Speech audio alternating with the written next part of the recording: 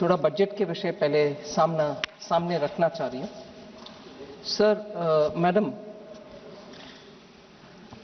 this budget is a budget which is prepared as the first budget in the second quarter of the 21st century. इसीलिए ये budget 2026 से लेकर के 2050 तक का बहुत सारे विषयों को इसमें जोड़ता है.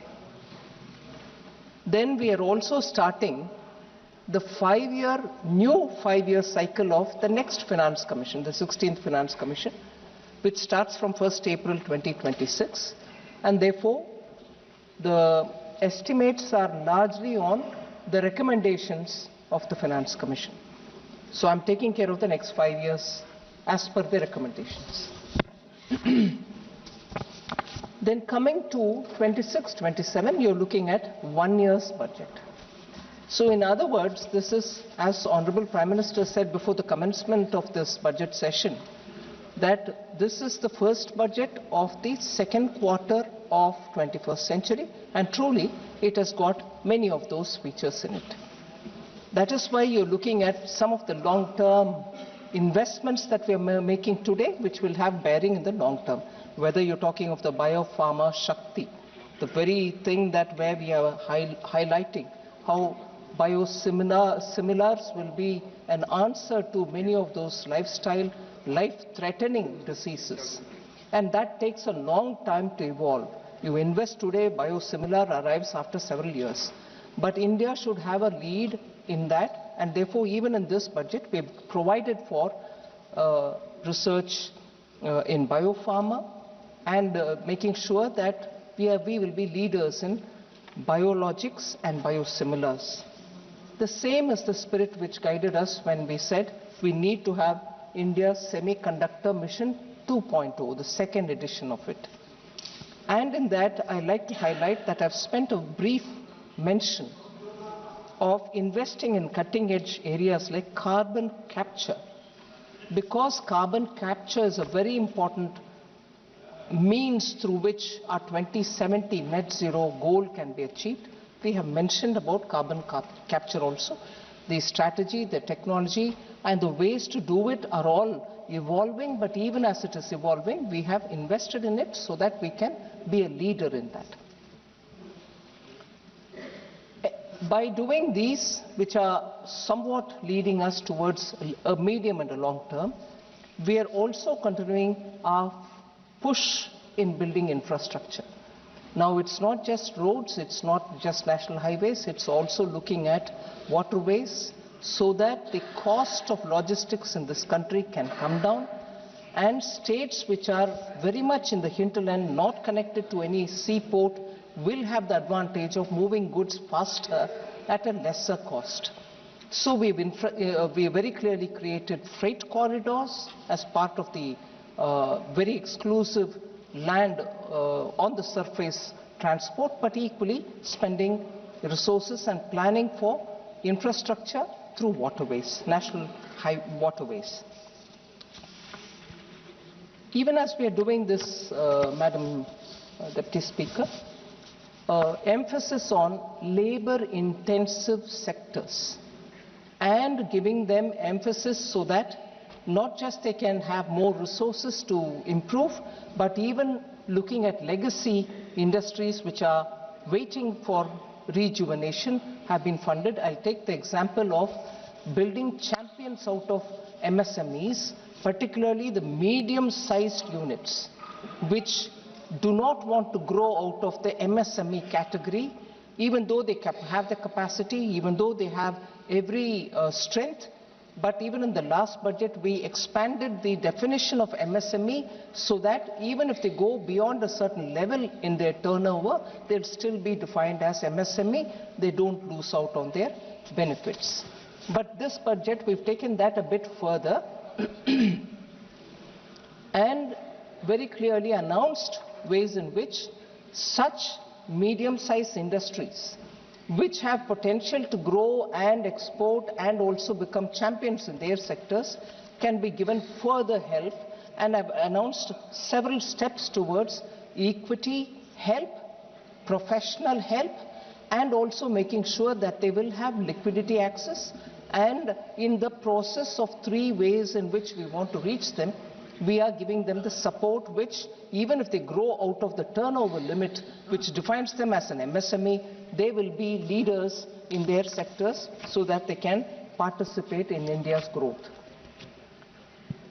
Is this only for industries? And is it not going to concentrate, is this budget not going to concentrate on building manpower so that our youth can aspire in a particular sphere of activity to go with skills in his hand or her hand and achieve jobs or become entrepreneurs themselves?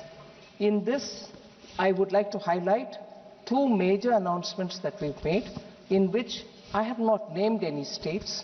In fact, I have openly said, for creating this big facility, states can aspire, any state can aspire, going through the PM Gati Shakti filters.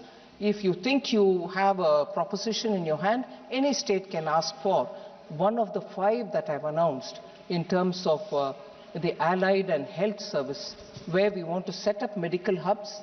States can aspire to be a part of it, wherein all the aspects of medical education and hospitals for treatment of patients can all be focused in one area, where nurses or any other 10 different allied health services will have their institutions through which people can learn, get themselves skilled, find jobs there itself, and that will become a medical tourism hub.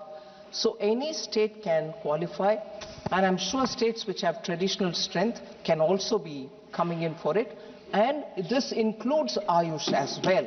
So this is a major forward-looking proposition, wherein immediately, because of the medical tourism advantage that India has, this will become a center of multi-purpose, multi-speciality allied health service center through which we can promote medical health, medical tourism.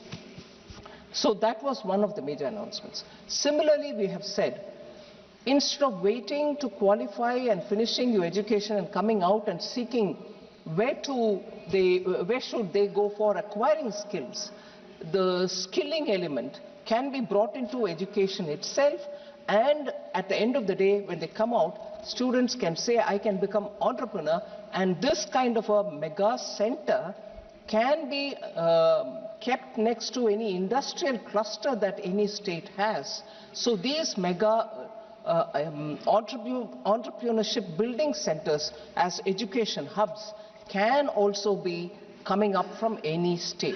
We are willing to work with the states so that this mammoth higher education center can be propped up, and therefore students can go there, come out as entrepreneurs, get to doing businesses. So if we have done these 2 in the major education-related activity, health-related activity, we've also openly said that mega textile parks, we are willing to work with states, particularly looking at industrial textiles, looking at textiles which are going to be new age, which are now becoming a part of manufacturing in industries, whether they manufacture a car, where the safety cushion which comes in is all completely made out of industrial textiles. So these kind of new age textile requirements can also be produced. So these are major announcements, and I welcome any state which wants to come into this area. The center is willing to work with them and promote it. If this is all being done at the level of youth and students and larger centers where jobs and education can go together, health and education can go together, health and providing services to patients who come from different parts of the world come together. We are also placing emphasis in animal husbandry, fisheries, to make sure that in every district you get the facilities for a veterinary surgeon, veterinary hospital, testing labs, so that animal husbandry can be given that priority immediately in the rural areas. So farmers or those who are not farmers who want to get into animal husbandry can also benefit. That is why these announcements for fishing sector, it goes along with money being put in for restoring 500 Amrit Sarovars, the waterways, And the particular waterway which has been, national waterway which has been announced, also has institutions of excellence along its course, along the course of the river, so that shipbuilding, boat building, particularly I mentioned this, the route in which the national waterway is being announced, which will end up covering all the mineral-rich parts of the country and linking up with Paradip or with Dhamra port, is passing through states where the Nishad log can become boat makers, and they are already experts in it. They can also teach people. They can become part of the Institute of Excellence, so that inland shipbuilding, shipbuilding for the transporting of huge logistical facilities, will all have the support of the local experts who for generations have done this work. They can also benefit in this growth. Equally, ma'am, as I said, not just helping the MSMEs which are new, but also the old and legacy industries, 200 legacy clusters which have been known for decades as those places which supported MSME, and from there they produce and export. It can be any of them. It can be Ludhiana, it can be Jalandhar, or it can be Kanpur, or it can be centers near Bihar, it can be anywhere in Bengal. So any legacy cluster, 200, we have volunteered that it can be funded, upgraded, given the modern instruments, hardware, software that is required. We will be undertaking that. Other than also providing for girls' hostel in every district, so that girls do not hesitate to take up to science education, which requires long-term, long hours to be spent in the colleges and universities. All of them, not just the girls' hostel, but the training, the internship, and the kind of programs that we're looking at, education centers, are all with AI provisioning. So AI education is not anymore kept at elite levels. It's going to be available for all our young.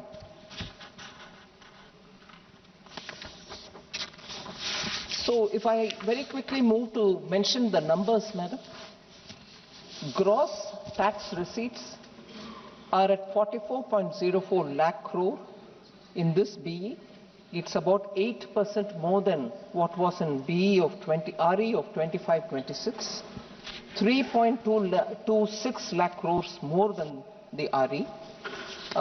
And if I were to look at the total expenditure, madam, for 26-27, it's at 53.47 lakh crores, so much more than what we receive as tax receipts.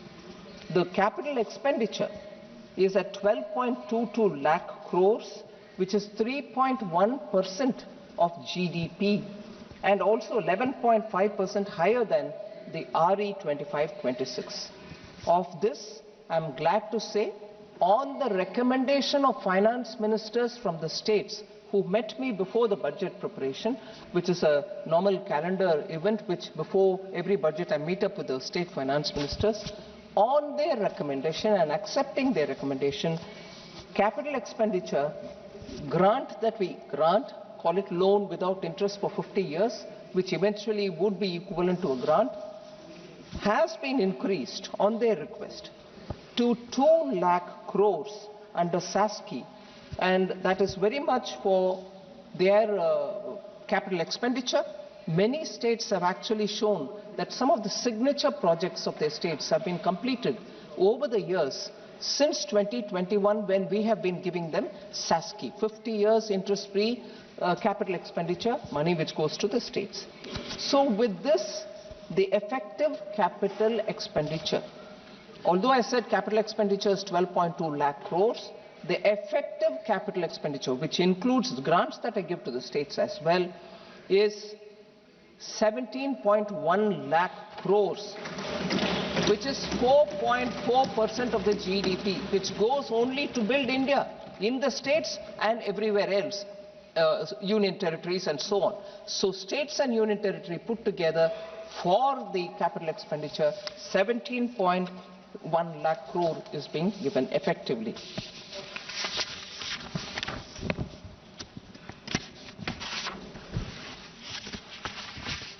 I'm not spending too much time on the fiscal summary, madam. Fiscal deficit, as you know, for this coming year has been pegged at 4.3%. There are, of course, quite a few honorable members who said it's by restricting your expenditure that you've come to that fiscal consolidation.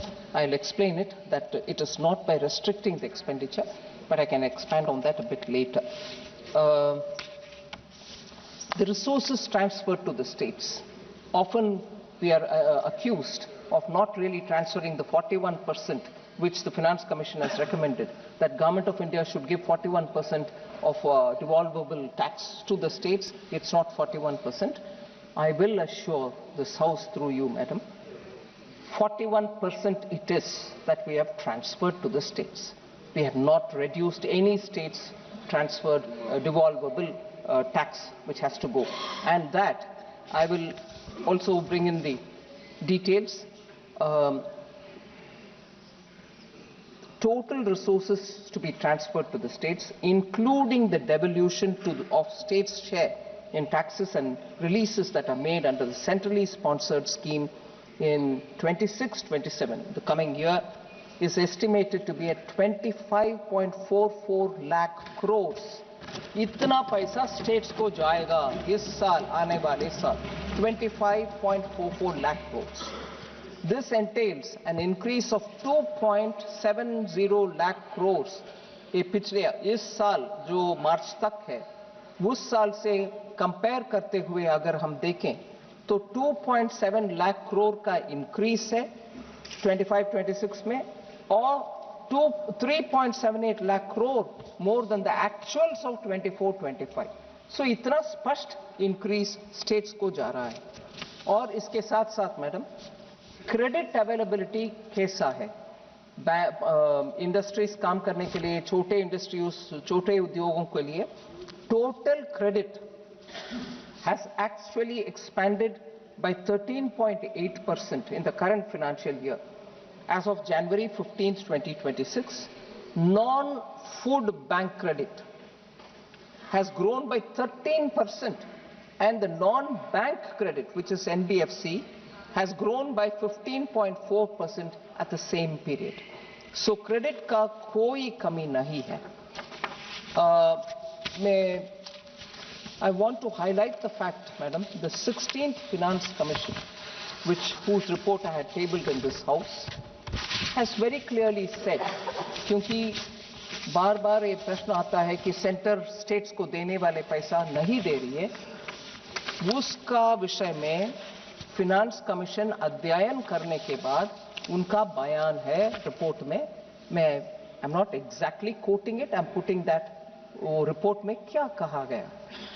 16th Finance Commission analyzed the state's share transferred by the center to the states from 2018-19 to 22-23 and concluded that in each of these years the devolution made by the center exactly matches the recommendation of the Finance Commission. So सिर्फ हम नहीं claim कर रहे हैं, finance commission ही विस्तार से इसको अध्ययन करने के बाद उनका रिपोर्ट में ये बताया गया कि सेंटर से जो पैसा स्टेट्स को जाना है, ये उदाहरण लेकर के 18-19 to 20-22-23 इन सालों का विषय में अध्ययन करने के बाद स्पष्टता से बोला है कि केंद्र सरकार से राज्य सरकार को जितने भी पैसा जाना है वो टिक गया है स्टेट्स को. कोई इसमें शक करने का गुंजाइश नहीं है.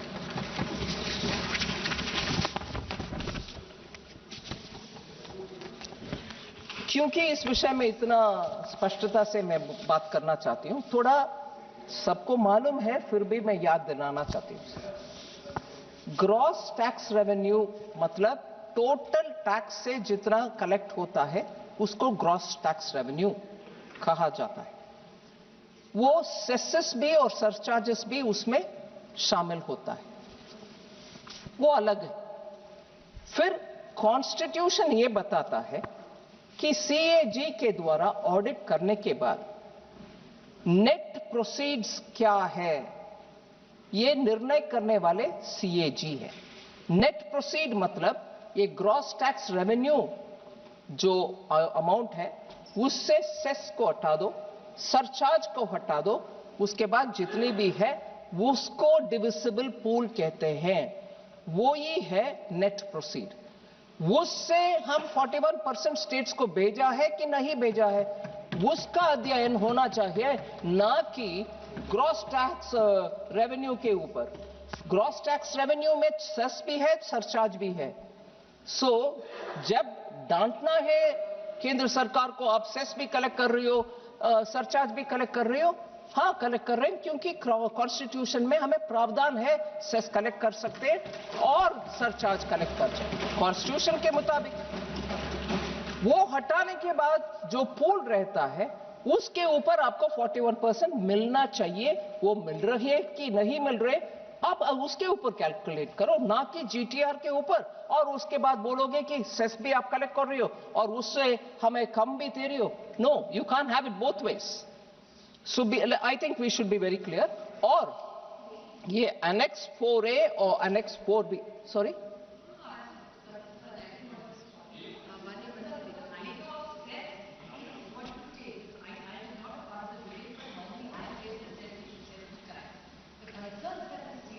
माननीय सदस्यगण, सभा की सहमति हो तो सभा की कार्रवाई माननीय वित्त मंत्री जी के भाषण की समाप्ति तक बढ़ा दी जाए। माननीय मंत्री जी, continue. Yes, there is less accountability. The CAG also has said that. So the concerns that the state raised is that if you take everything in cess, then what are the states left with? Like even the new schemes, if you keep cutting, then what will the states have? That's the limited point I think the opposition is raising. I don't think there's any allegation about it. It's just to what. There's no suffering to the states even on that score, Madam Honorable Member. I'd like to explain that as well, and I will go into the detail with that as well.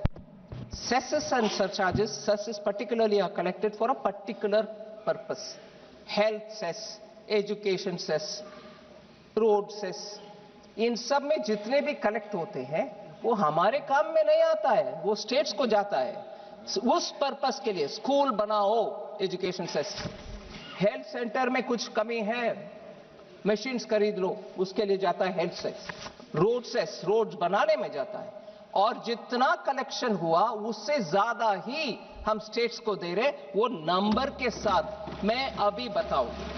इसीलिए centre collect करता है, ये नहीं है कि वो centre ही उपयोग करता है। आखिर सेंटर के पास कोई रोड नहीं है और सेंटर के पास सिर्फ एक हॉस्पिटल है, ऐसे भी नहीं है। हॉस्पिटल हर जगह पर है, और हर जगह पर जितनी भी हॉस्पिटल है स्टेट के साथ हम शेयर करते हैं। सो सेस कलेक्ट करने के बावजूद पैसा जाता है स्टेट्स को ही। सो ये I just want to explain that, and वो नंबर भी मैं देती हूं। और रिसीट बजट में, क्योंकि ऑनरेबल मेंबर्स इस विषय में बहुत रुचि लेते हैं, ये बोलना चाहती हूं। रिसीट बजट एक डॉक्यूमेंट है, बजट के समय बजट डॉक्यूमेंट के साथ वो भी आता है। उसमें अनेक्स 4A और 4B देख लीजिए, उसमें CAG ऑडिटेड नंबर का बयान उसमें रहता है, आप देख सकते हैं। हम हमारे बजट को रिफॉर्म करने के रास्ते पे चलते एक नया रिसीट बजट में जोड़ा है, 4C। वो 4C भी हर साल आता है। उस 4C से आपको और क्लियरली डेटा मिलेगा कि कहां जा रहा है पैसा। ये भी फाइनेंस कमीशन अभी रेकमेंड भी कर रहे हैं कि हर साल आप डेटा निकालो उसका, वो निकाल रहे हैं। और हमारे बजट के डॉक्यूमेंट में, रिसीट में वो भी है, सिर्फ मेंबर्स का जानकारी के लिए मैं देना चाहती हूं। और इसमें से मैं शुरू कर रही हूं ऑनरेबल मेंबर्स का questions. Honorable N.K. Premchandran ji had asked related to this. आप अभी टारगेट डेट टू GDP में जा रही हो विदाउट अमेंडिंग द FRBM, ये प्रश्न था उनका। मैं उनको कहना चाह रही हूं, डेट टू GDP रेशियो ये नया टारगेट कुछ नहीं है।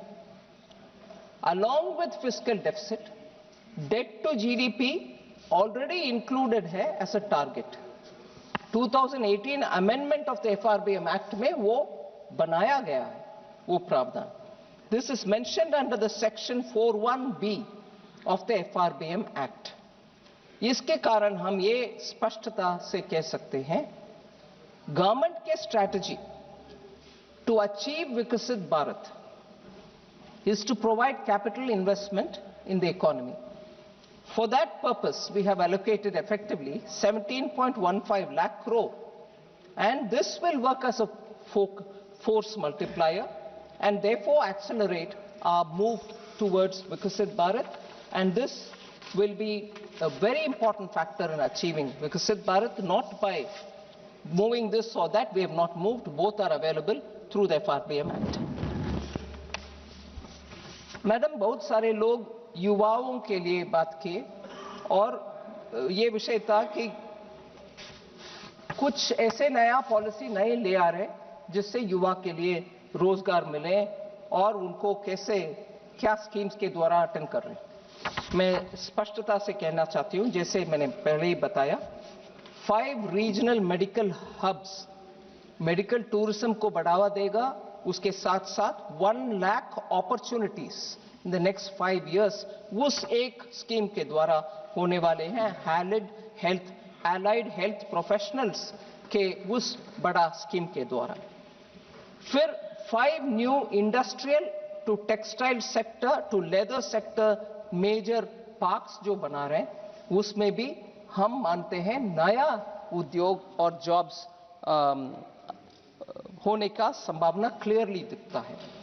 एल्डरली केयर के लिए हमारी केयर इकोसिस्टम को बढ़ावा देने के लिए 1.5 लाख केयर गिवर्स को हम तैयार कर रहे हैं इस साल विद स्किल्स जो कि वो wellness, yoga and assistive device operation सब कर पाएंगे.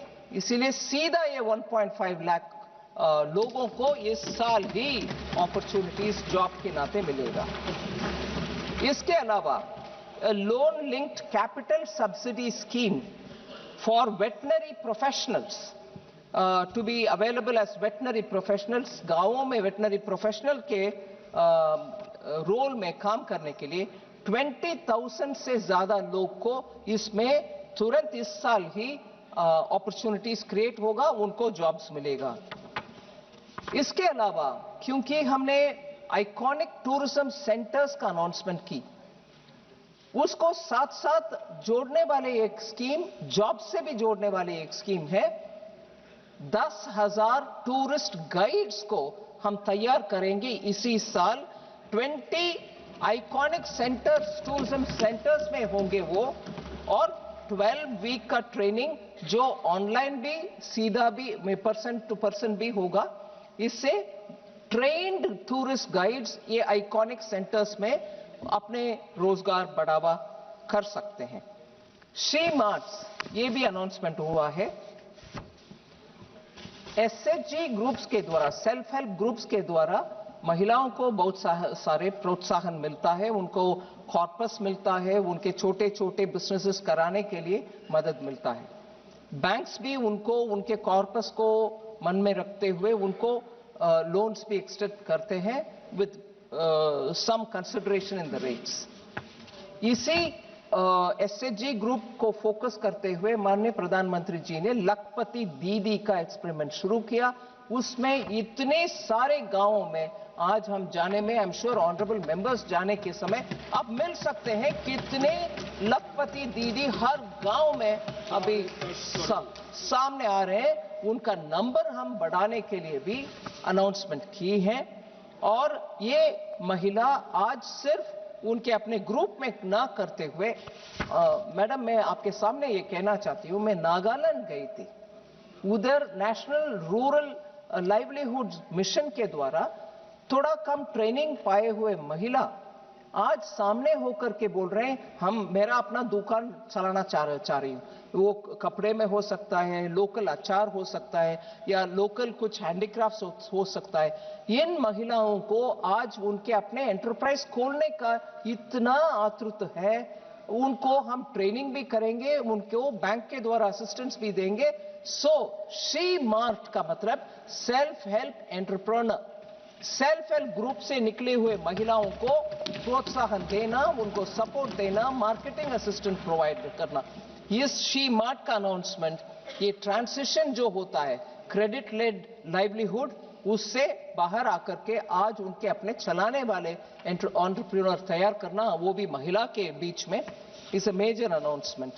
फिर दिव्यांगजन कौशल योजना, कस्टमाइज ट्रेनिंग देंगे जिनको कैसे किस रूट पे जाना है, with sensitivity and dignity intact for दिव्यांगजन।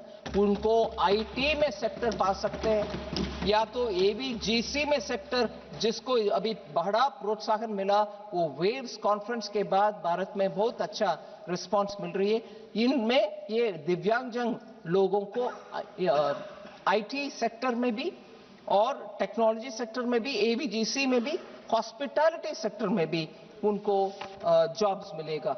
ऐसे हर एक सेक्टर के ऊपर ध्यान रख के हम जॉब्स के लिए, युवाओं के लिए ट्रेनिंग, इन सब में एआई का एक्सपोजर भी उनको दिलवा रहे।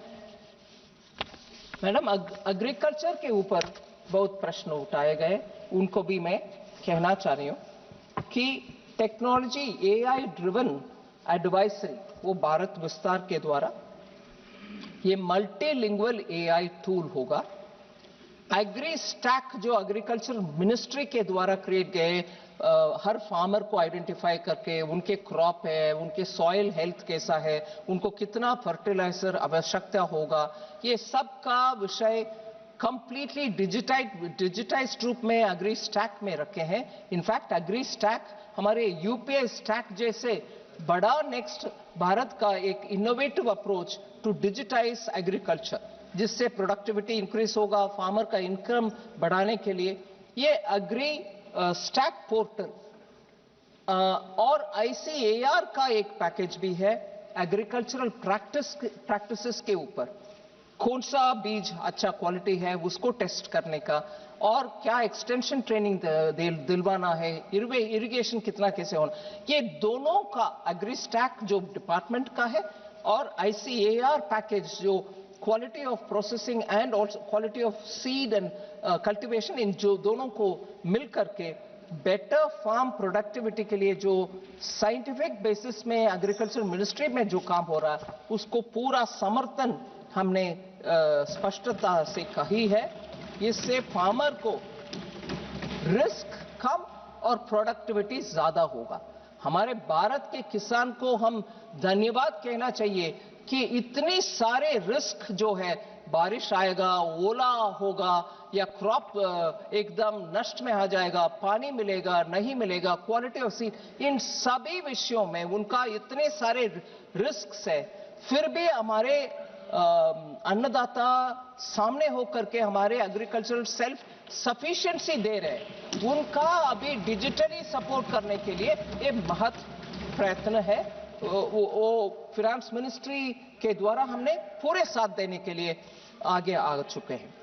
इसके अलावा high value agriculture and horticulture, क्योंकि डाइवर्सिफाई करने का आवश्यकता भी है, इसी हाई वैल्यू एग्रीकल्चर और प्लांटेशन रिलेटेड मैटर्स में चलते हमने अनाउंस किया कोकोनट प्रमोशन स्कीम। इसके द्वारा old and non productive trees को रिप्लेस कर सकते हैं, हाई यील्डिंग सैपलिंग्स को उपयोग कर सकते हैं। 1 करोड़ फार्मर्स के लिए ये तुरंत बेनिफिट देगा। ये एक अनाउंसमेंट कोकोनट प्रमोशन के, और ये बहुत ही इंपॉर्टेंट है। मैं I would have really appreciated if members of honorable members from particularly from Kerala who spoke about Kerala को कुछ नहीं मिल रहा। कोकोनट केरला का जीवन धारा है मैडम, हाँ, और हमारे सरकार के द्वारा प्रमोशन कर रहे हैं। और मैं ये भी बता दूं, देश भर में इन्फ्लेशन रेट 1 है, टोटली इन्फ्लेशन कैलकुलेशन करने में एक नंबर आएगा नेशनल एवरेज, हर एक स्टेट में भी आजकल डेटा निकल रही है। मॉस्पी का डेटा अभी नया सीरीज जो आ रही है फरवरी 27 से उसमें भी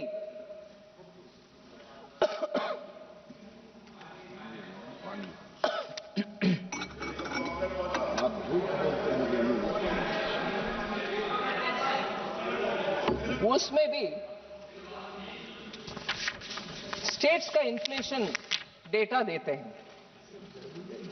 आप लगातार देख सकते हैं क्योंकि शॉर्ट सप्लाई की वजह से नारियल भी चाहिए खाने पकाने में और नारियल तेल भी चाहिए।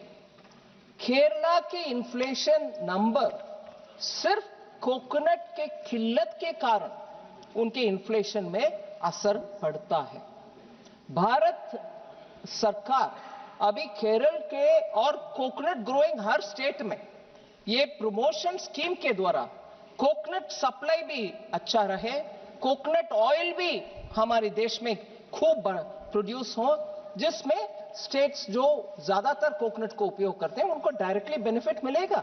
सो फार्मर 1 करोड़ बेनिफिट करेंगे तो कंज्यूमर भी अच्छा कोकोनट मार्केट में आने में ये सुविधा मिलेगा। और आई एम ग्लैड केरल को केरला कंज्यूमर को भी बेनिफिट मिलेगा। फिर कोकोनट ग्रोइंग बाकी स्टेट्स का भी इससे असर। दूसरा, एनके प्रेमचंद्रन जी हर साल मिलते थे मेरे से कि हमारे कैशू ग्रोवर्स के लिए कुछ करो, बाकी ऑनरेबल मेंबर्स भी मिलते थे, कुछ करो हमारे कैशू। इससे ज्यादा कॉम्प्रिहेंसिव अप्रोच लेकर के कैशू सेल्फ सफिशिएंसी हो भारत देश में, कैशू एक्सपोर्ट हो भारत देश से, कैशू का वैल्यू एडिशन हो जाओ भारत देश में ही, ऐसे कॉम्प्रिहेंसिव कैशू के लिए टोटल पैकेज और उसका ज्यादातर I would think 70% beneficiary are in Kerala, all right also in Andhra Pradesh. Are honourable member from Kakinada spoke about it this morning. So Maharashtra, Goa, completely cashew industry last few years had their own difficulties. मगर इस scheme के द्वारा हमने cashew को complete support दे रहे हैं। सो इन states में थोड़ा एक्टिवली होकर के सामने आकर इसका पूरे भरपूर उपयोग करना चाहिए इस स्कीम को।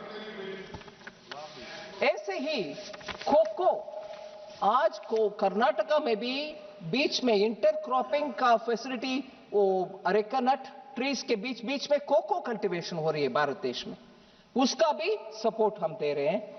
ऐसे ही हमारे हिमालयन हिली स्टेट्स में पाइन नट का, वॉलनट्स का, आमंड्स का प्रोत्साहन इस स्कीम के द्वारा मिलेगा। और नॉर्थ ईस्ट में पर्टिकुलरली त्रिपुरा एंड असम, ये अगरवुड उधर होता है, उसको लाइक साम्रानी, the frankincense, they use it for making agarbattis, and south east Asia में उसका बहुत बड़ा मार्केट रहता है। त्रिपुरा में मुझे मालूम है बहुत बड़ा वन, अगर के वन हमारे बीजेपी सरकार आने के तुरंत बाद उधर बहुत बड़ा इनिशिएटिव हुआ करता था, वो भी इसमें से बेनिफिट होगा। लास्टली, केरला और कर्नाटका, सैंडलवुड का बेनिफिट अब तक कोई सरकार ने उसके ऊपर बात नहीं किया। मोदी जी ने उसमें डायरेक्ट मुझे आदेश दिया। भारत का कल्चर से जुड़े हुए सैंडलवुड हमारे पूजा में, हमारे घरों में रखते हैं और सैंडलवुड को सीक्रेट मानते हैं हम। उसका कल्टीवेशन ही कम हो रहा है। मुझे सुनने में आया और डेटा भी मैंने देखा, ऑस्ट्रेलिया में आज बड़ा सा सैंडलवुड का वन वो लोग तैयार कर रहे हैं। भारत को पुनः सैंडलवुड का प्रामुख्यता समझ करके हम उसको प्रोत्साहन देना चाहते हैं। I am grateful honourable prime minister came and said, you are from the south, don't you know that you are losing all the sandalwood forest. इसका अभी मुझे ये भी मालूम है, आंध्रा में नेल्लूर डिस्ट्रिक्ट में शायद एक व्यक्ति पिछले 25-30 इयर्स से सैंडलवुड कल्टीवेट कर रहा है, मगर वो घर उनका वन में नहीं है, ऑर्डिनरी लैंड में उन्होंने सैंडलवुड कल्टीवेट किया। मगर कानून ऐसे है, वो सैंडलवुड इन द फॉरेस्ट जैसे ही उसको भी हम देखते हैं, काटना नहीं है, उसको कुछ करना नहीं है, मगर बड़ा हो गया ये किसान तो उनके अपने व्यक्तिगत अनुभव के साथ उसको बढ़ाया, मगर we are not able to do anything. So कानून जब रेस्ट्रिक्टिव हो जाता है, ऐसे बड़ा बड़ा जो भारत देश का संपत्ति माना जाना चाहिए, ऐसे सैंडलवुड का भी हम इस बार प्रोत्साहन दे रहे हैं। I am sure Kerala, Karnataka and states can benefit out of it. मत्स्य पालन के ऊपर 1 मिनट लेती हूं क्योंकि बहुत सारे मेंबर्स उसके ऊपर भी बात किए। 500 रिजर्वायर को हम अमृत सरोवर का नाम दे रहे हैं और फिशरी वैल्यू चेन पूरे कोस्टल स्टेट्स में वैल्यू चेन बनाने के लिए हम फिश फार्मर्स प्रोड्यूसर ऑर्गेनाइजेशन बना करके उनके द्वारा वैल्यू एडिशन कोस्टल एरियाज में ही हो जाने दो, फिर उससे एक्सपोर्ट भी अच्छा बढ़ सकते हैं, वो भी हम इस बजट में प्रावधान कर चुके हैं। इसके अलावा मैडम, कभी भी ऐसे प्रोत्साहन देंगे मगर एक्सपोर्ट करने के समय दिक्कत आ जाता है। Duty free EEZ fishing zone, exclusive economic zone जो होता है हमारे समुद्र के तट में, उस पूरे इलाका में फिशिंग राइट्स हमारे फिशरमैन को मिलना चाहिए। अभी तो वो 12 किलोमीटर तक ही जा सकते हैं, उसके आगे जाने में दिक्कत आ जाता है। अभी हम we have amended things in such a way that they can go to the high seas also and catch fish, and that fish can be exported even from there, and every such export will be, every such selling will be considered as export. Processing का भी हम boost करना चाहते हैं, उसका भी import duty में कुछ चेंजेस ले आए जिससे मत्स्यकारों को बेनिफिट हो सकता है। एनिमल हस्बेंड्री मैंने ऑलरेडी रेफर कर चुकी हूं, ज्यादा उसमें और एक्सपैंड करना नहीं है, मगर लाइफ स्टॉक सेक्टर के लिए कैलकुलेशन जब हम करते हैं सेंट्रल एक्साइज ड्यूटी का, बायोगैस ब्लेंडेड CNG के ऊपर एक्साइज ड्यूटी जो लगाते हैं, the entire value chain, biogas value chain को हम एक्सक्लूड कर रहे हैं, उसके ऊपर कोई एक्साइज ड्यूटी नहीं होगा, जिससे सीधा किसान का बेनिफिट मिलेगा। फिर कोऑपरेटिव सेक्टर में बहुत सारे फार्मर्स काम करते हैं, उसको भी इस बजट में टैक्स में राहत दिलाए हैं, क्योंकि वो कैटल फीड उत्पादन करके उनके अपने कोऑपरेटिव सोसाइटी में देते हैं, उसके ऊपर कोई टैक्स नहीं लगेगा।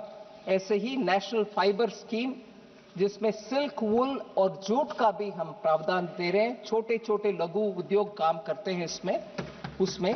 ऐसे ही आयुर्वेदा एक्सपोर्ट्स का भी फार्मर्स जो ऐसे हर्ब्स को, जड़ी बूटियों को उत्पादन करते हैं, उनके फील्ड में उगाते हैं, उनको भी लैब सेटअप करके क्वालिटी मेडिसिन तैयार करने के लिए कर रहे हैं।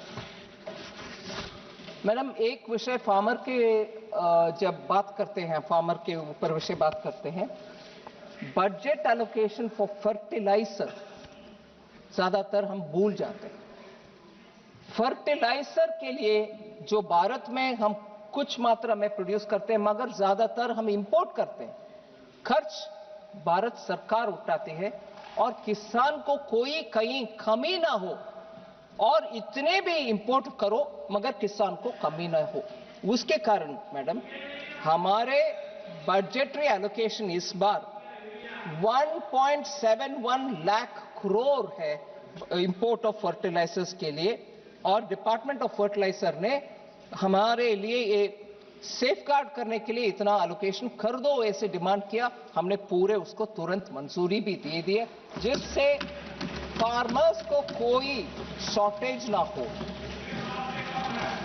और यूरिया सब्सिडी इंटरनेशनल मार्केट का दाम के अनुसार भी कम ज्यादा होते हैं जी, मगर आखिर किसान को किल्लत नहीं होने देंगे हम। ये अमाउंट बार बार दिखाने में नहीं है। आप ये बात बताओ, कोई किल्लत हुआ कि नहीं हुआ? कोई किल्लत नहीं है, कोई किल्लत नहीं है।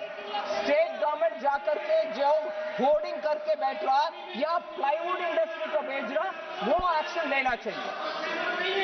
नहीं, बिल्कुल नहीं। माननीय मंत्री प्लीज। और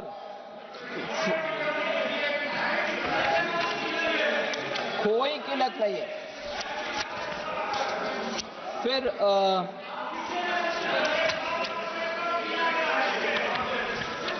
मैडम, बार बार बहुत सारे लोग मखाना बोर्ड पिछले बार आपने अनाउंस किया, क्या हो गया?